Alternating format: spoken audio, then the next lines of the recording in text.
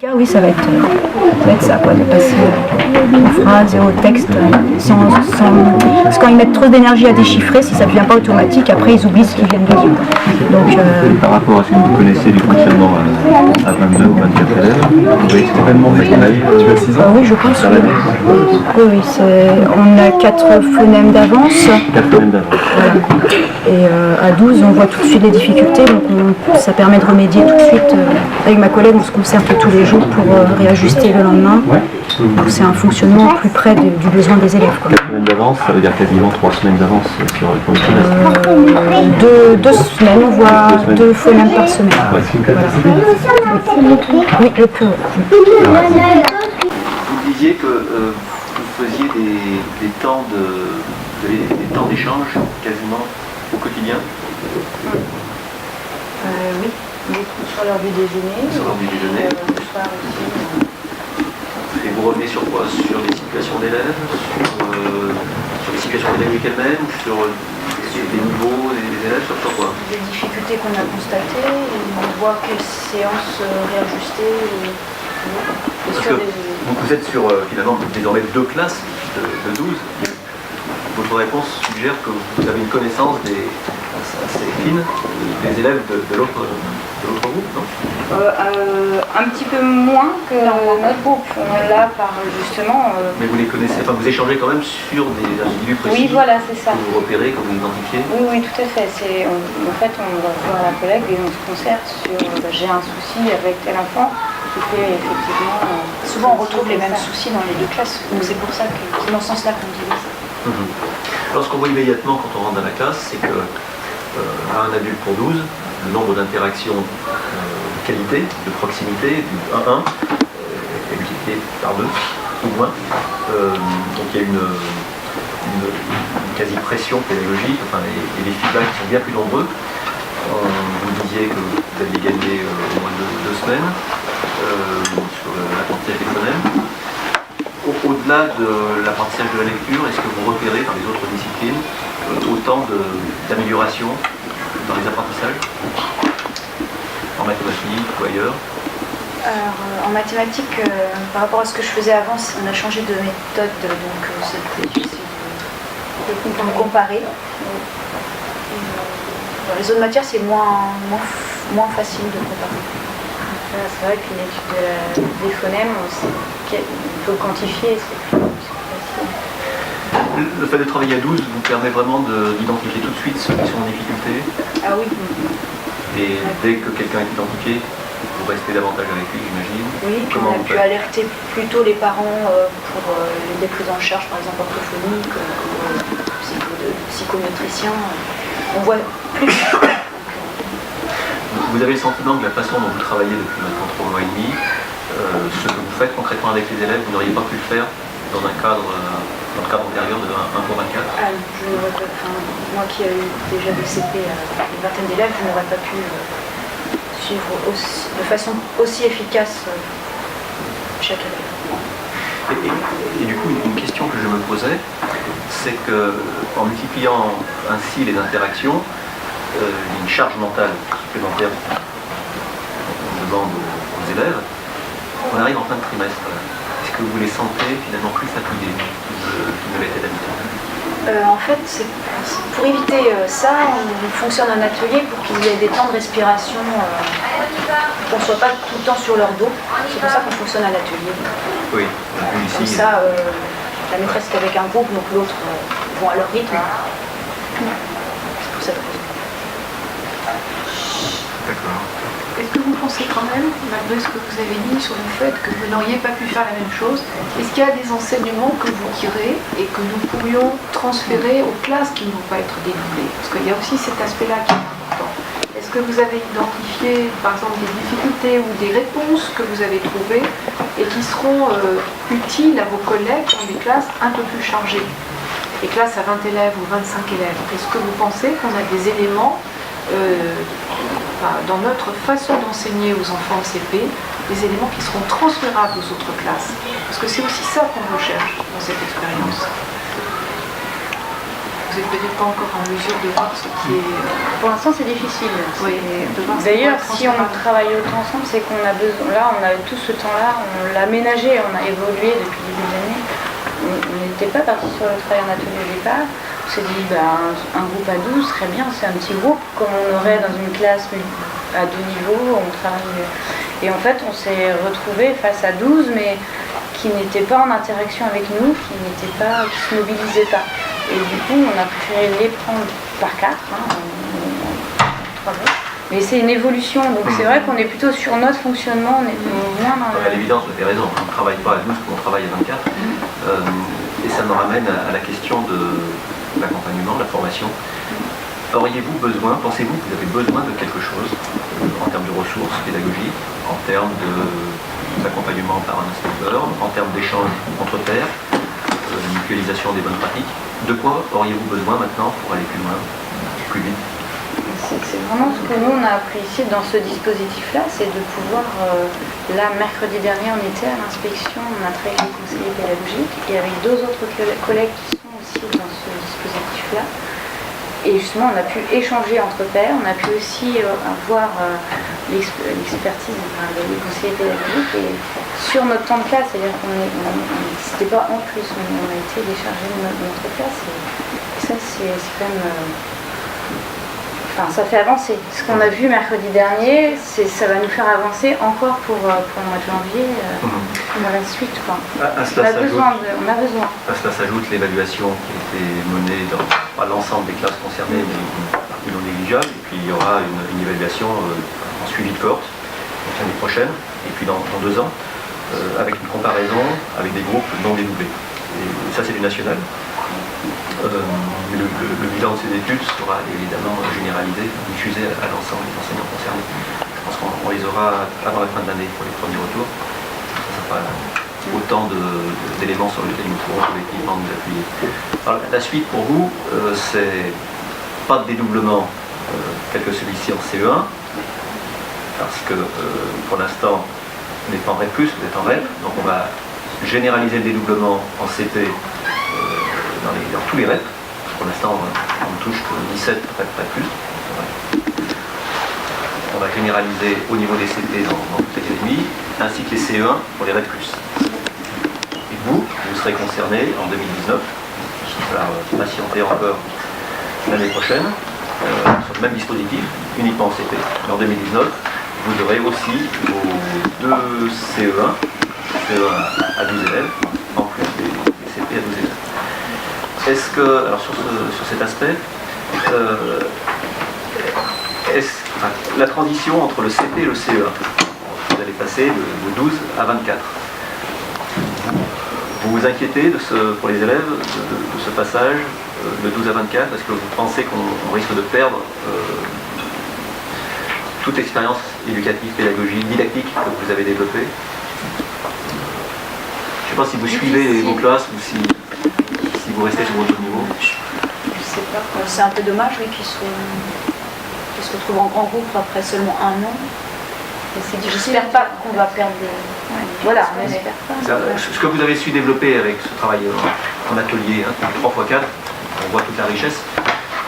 Ça, vous ne pourrez pas le faire. Vous savez, du 6x4 et du 6x4, c'est pas la même chose. C'est pas la même chose. Comment, c'est peut-être un peu tôt, mais comment pensez-vous opérer le transfert, le retour, avec soit vous-même, soit avec vos collègues l'année prochaine? Donc déjà, on pourra décrire encore plus précisément chaque élève ce qu'on avait. Donc, oui, ça aidera déjà connu dans chacun dans leurs besoins. Et lors de notre regroupement mercredi dernier avec les 2 CP à 12, avec les CP de guerre, on a vu aussi qu'au niveau méthodologie, on se donnait plus le temps. Donc on peut imaginer que des enfants qui ont acquis une méthodologie plus forte en CP puissent être davantage autonomes en CE1 et dans les années ultérieures. Oui, c'est un petit peu le pari qu'on avait fait on cherche à les rendre autonomes pour les renforcer pour les années futures.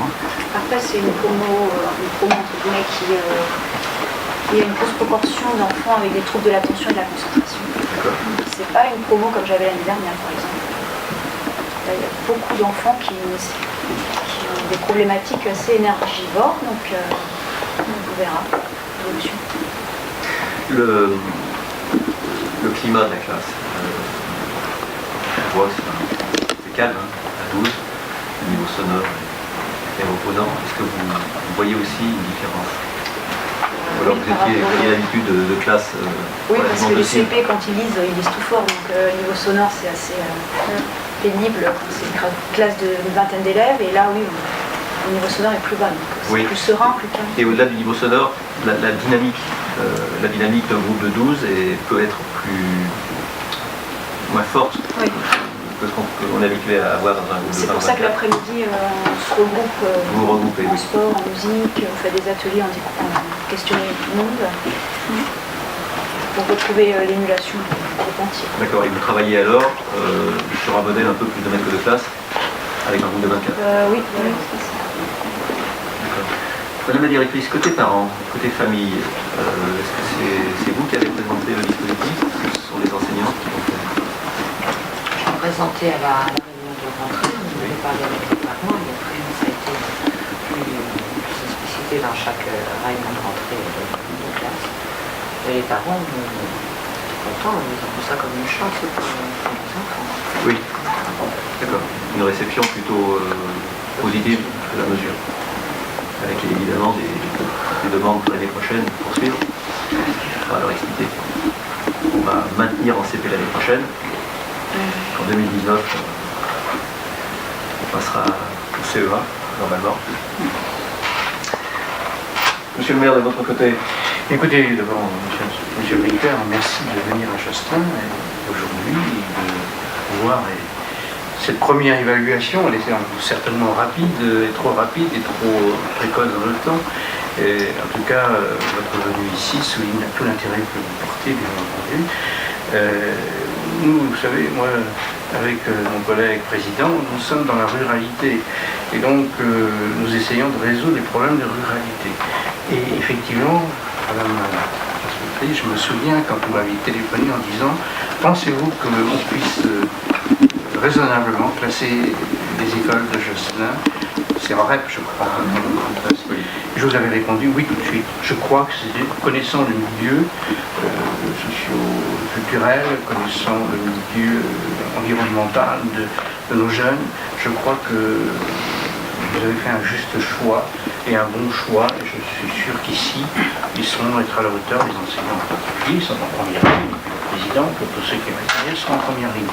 Donc j'espère que de ce côté-là, moi je suis un vieil élu, j'espère qu'on saura être à la hauteur. Et je souhaiterais que, puisque vous avez besoin d'équipement matériel, puisque je crois que vous êtes pourvu en bâtiment pour continuer, donc on n'aura pas ce souci-là, mais en équipement matériel, je suis sûr que mes collègues élus, puisque nous finançons le syndicat c'est la résultante de toutes les 11 communes qui sont ici dans les environs, eh bien je sais qu'on pourra faire l'effort, c'est quelque chose donc, qui semble acquis et que vous avez communiqué, qu'il faudra encore communiquer pour que chacun mesure bien la chance. Ce que je souhaite, donc, c'est que cet élan-là soit continu, monsieur Richter, il y a un sursis à organiser le CP, le CE1. Moi, dans ma vieille tête, je pensais que c'était indissociable et je pensais que l'apprentissage de la lecture se faisait en CP et aussi en CE1. C'était par cycle, je crois que ça fonctionnait. Je ne sais plus si ça fonctionne par cycle. Et donc, voilà, moi ce que je souhaite, c'est qu'effectivement, vous puissiez dès que possible, si ce n'est pas possible l'année prochaine, faire en sorte que ce cycle de consolidation qu'est le CE1 puisse être accompagné en dédoublement. Voilà, puis peut-être ça permettra aussi aux enseignants, au lieu de rester avec une cohorte sur une année, de faire 2 années, ainsi de suite. Et c'est ainsi que l'épidémie gagnera tout le monde. Ça c'est une chose que moi je souhaite. Et que ce territoire a besoin, il a besoin de cela, ce territoire. Monsieur l'inspecteur, vous êtes jeune ici, sur ce territoire, et vous le vérifiez. En tout cas, merci beaucoup de cet effort qui est fait par l'État. Monsieur le Président. Juste pour parler un petit peu de la structure du syndicat scolaire. Le syndicat scolaire est une structure neuve, nouvelle. C'est la résultante, en fait, ce qu'il faut savoir, c'est que la compétence scolaire a vraiment été prise par Josselin Communauté. c'est-à-dire 11 communes, 12 communes puis 11 communes. Et le sein communauté a intégré la grande communauté de communes de Ferney qui ne souhaitait pas reprendre cette compétence scolaire. Donc on a créé un syndicat donc, que nous gérons, dont le syndicat est propriétaire du bâtiment, donc gère le fonctionnement et l'investissement sur le site. Voilà, donc nous on est très à l'écoute, évidemment, de l'équipe notamment de l'équipe enseignante. On essaie de travailler en bonne intelligence, c'est pas toujours facile, ça fonctionne bien maintenant. Donc voilà. Et il est clair que, monsieur le maire l'a dit, la difficulté de ce territoire, c'est socialement, c'est quand même fragile. Donc si c'est classé en REP, c'est sûrement pas le hasard. On a essayé de mettre, nous, dans l'organisation d'étapes, puisque l'étape c'est notre compétence, on a essayé de structurer ça de telle sorte à ce que ça apporte aussi aux enfants. On a essayé d'apporter le devoir pour tous, l'organisation d'étapes. Voilà. Là-dessus, vous avez sans doute, comme moi, écouté le ministre sur le dispositif Devoir fait, qui pour l'instant ne concerne que les collèges, mais qui à la rentrée 2018 va être élargi aux écoles, qu'elles soient en éducation prioritaire ou non, mais notamment en éducation prioritaire. On aura l'occasion d'y revenir avec les 4 directeurs, directrices académiques. Et pour la rentrée, voilà, vous aurez un outil supplémentaire pour travailler avec le dispositif Devoir fait et ça va être l'initiative que vous évoquiez. Alors sur le Morbihan, on a 3 réseaux d'éducation prioritaire. Ce qui veut dire pour cette rentrée, enfin pour l'année en cours, 3 écoles concernées, donc 6 classes. 6 classes de 12. Est-ce que vous avez des échanges avec vos collègues qui travaillent sur les 2 autres réseaux? Pas sur les 2 autres ailes. Non, c'était une situation sur Guerre qui avait choisi et qui ne sont pas en rêve. Alors comme ils ont un effectif sur l'école et qu'on avait maintenu un moyen, ils ont décidé de se lancer eux-mêmes en utilisant la souplesse d'organisation. Ils ont préféré alléger le niveau CP. Et du coup, comme Guerre n'est pas très loin, ça fait une connivence entre les 2 équipes, l'équipe sur Scholcher et puis l'équipe sur Suzanne Foucault. Et donc, ils sont sous l'autorité pédagogique de l'équipe de circonscription de Plouermel. Et donc, ils se retrouvent pour travailler justement CP délégué. Alors, effectivement, il y a des réunions qui sont prévues dans le cadre de la formation des équipes avec Vannes et Lorient, mais pour l'instant, c'est des échanges au sein de la CIPO. Alors, peut-être le savez-vous aussi, mais j'ai installé juste avant l'été un comité académique de pilotage de l'éducation prioritaire. Ça n'existait pas, il y avait un suivi par 2 personnes. Là, on a un véritable comité. Et dans la feuille de route que je leur ai donnée en juin, il y a le suivi du dispositif du dédoublement. Donc ne soyez pas étonnés si avec chez l'inspecteur, voilà, on a des actions d'évaluation qualitative, d'échange sur les pratiques, de façon à ce que collectivement on s'enrichisse mutuellement et qu'on puisse aller mieux, plus vite, plus fort, plus loin. Et nous-mêmes, on a un groupe départemental de suivi avec les 3 IEL et les équipes de circonscription. On a mis des outils communs et on fera aussi des formations communes des collègues qui interviennent. Alors c'est prévu, je ne sais plus quand dans l'année, mais c'est prévu. Et puis on a un petit travail, vous avez vu la fameuse Marguerite là, avec un certain nombre de points de vigilance sur lesquels on essaie de faire travailler toutes les équipes pour essayer de modéliser un peu la pratique et puis trouver un peu des nouveaux éléments de réflexion qui seront d'ailleurs utiles, et j'y reviens, à tous les CP, qu'ils soient ou non dédoublés, faire participer les autres collègues aussi à cette réflexion, à cette rénovation de l'enseignement de la lecture. Vous êtes les pionniers, nous suivons derrière. Mais ça va, on va avoir beaucoup plus de monde, parce que là, on est allé plus loin. Pour cette rencontre, on devait faire que les sols REP+, normalement. On n'a qu'un seul REP+ en Bretagne. Donc moi j'ai voulu qu'on aille plus loin. Normalement vous auriez dû être concerné qu'à la rentrée 2018. Concerné dès à présent, mais à la rentrée 2018, on va toucher quelques 65, 70 classes, multipliées par 2, comme il y a des groupes dans lesquels on a actuellement du CP, du multiniveau, en fait ça ne fera pas 140 ou 150 groupes de CP, mais ça en fera au moins 115-120. Voilà, là on commence à avoir vraiment des choses intéressantes en termes de retour d'expérience. 120 classes ou 12 à l'échelle de la Bretagne, donc on va pouvoir travailler avec des données beaucoup plus riches pour l'année prochaine. Parce que du coup, les CP sont dédoublés à 12, mais ça surcharge les autres classes. Donc est-ce que le mettre plus... Ah ben non, ça ne surcharge pas les autres classes. Justement, on a fait attention de regarder, on vous a laissé un poste finalement qu'il n'y a pas eu besoin de recréer puisque vous êtes pas au maximum à 25 en CM2 de mémoire. Parce que si on avait dépassé les 25, on avait prévu, mais il n'y a pas eu besoin in fine. Donc ça ne surcharge pas les autres classes par rapport à la notion d'éducation prioritaire. On a bien fait attention justement. C'est une très bonne question néanmoins. Mais est-ce qu'on gardera le maître plus? Alors ça on va le voir en fonction des moyens qui nous seront donnés, on connaîtra sans doute à la fin de la semaine, à la rentrée 2018. Mais le principe qu'on a posé, en Bretagne comme au national, c'est de, autant que faire se peut, maintenir le dispositif. Alors, autant que faire se peut, ça veut dire quoi?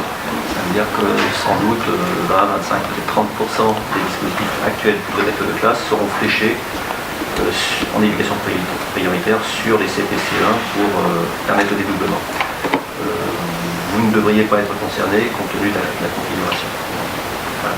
Pas être concerné. Je n'avance pas pour 2019. En 2019, vous allez devoir dédoubler le CE1, on verra.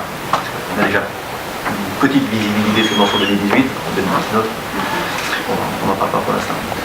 Donc on essaie de préserver et voilà, ici et là, on va en effet reflécher du dispositif plus de maîtres que de classe au bénéfice du dédoublement. On va le faire le moins possible, ne serait-ce que parce que pour l'instant on n'a toujours pas évalué au niveau national le dispositif plus de maîtres que de classe. Alors, si on ferme, on n'aura pas l'occasion de le faire, ce serait dommage de se priver d'un retour d'expérience. Donc il faut le préserver le plus possible. D'autant que là aussi on a des échos qui sont quand même positifs des enseignants. C'est un vrai plus, ça permet de diversifier le rapport au savoir, le rapport aux élèves. Donc, bon, on n'a pas intérêt les uns comme les autres à réduire significativement un tel dispositif. Mais on ne l'exclut pas, ça va dépendre vraiment des moyens. Nos outils, c'est d'utiliser la démographie. On va perdre, juste dans le réseau public, 2400 élèves cette année en Bretagne, et 100 classes. Théoriquement, sans fermeture. Fermer sans classe, évidemment. Mais oui, si on ferme 10 classes, là où il n'y a plus d'élèves, on va utiliser les enseignants pour dédoubler. On peut jouer un petit peu sur les brigades de remplaçants, mais bon, on est quand même un peu à la limite de l'exercice, parce que là aussi il y a des vrais besoins, donc on ne peut pas trop y toucher. Un petit peu sur le dispositif plus de maîtres que de classe, là où ça ne serait pas trop pénalisant au regard du fonctionnement des équipes ou des conditions locales. Voilà, puis en fonction de la dotation, on va arbitrer sur tous ces paramètres pour que, au bout du compte, on puisse dédoubler dans de bonnes conditions sans réduire les conditions de travail des autres.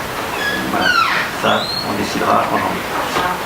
Mais surtout que là on parle beaucoup de l'école élémentaire, et nous le dispositif de scolarisation a un impact énorme à travailler en maternelle, parce que comme il travaille principalement sur le vocabulaire, il donne une richesse de vocabulaire à nos élèves, ce qui fait qu'après quand il rentre dans la lecture en tant que des chiffres, au moins il est plus sensible.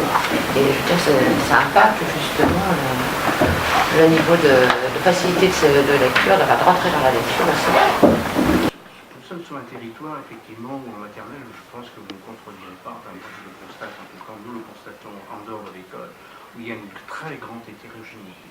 Et lorsque je vous ai interrogé tout à l'heure en vous demandant si déjà il n'y avait pas deux groupes ou deux sous-groupes qui se faisaient dans votre apprentissage, vous m'avez dit non, on avait cité 100 d'élèves. Moi je pense qu'au bout d'un trimestre, si peut-être pas eu le maître plus, ce n'est qu'une supposition pédagogique ou une hypothèse pédagogique qui conviendrait de vérifier sur le recteur, mais voilà, vous détenez une partie de la clé, vous l'avez bien associé à mon sens. Enfin, c'est ma perception des choses, et chacun sait que quand on ne sait pas nommer les choses, c'est très difficile par la suite. Ça c'est... Voilà, et donc vous serez obligé de chercher ou supprimer ailleurs, mais pas à Chasteau. Ce sera notre cadeau de Noël aussi. Ça va dans les deux sens. je peux pas vous faire Je vous donne juste un peu de pour faire des annonces dans un sens ou dans un autre. On l'entend bien. On serait bien incapable actuellement parce qu'on n'a pas de visibilité. Oui, c'est sans doute dans les prochains jours. Et je présenterai tout cela en janvier. Mesdames, on va vous laisser.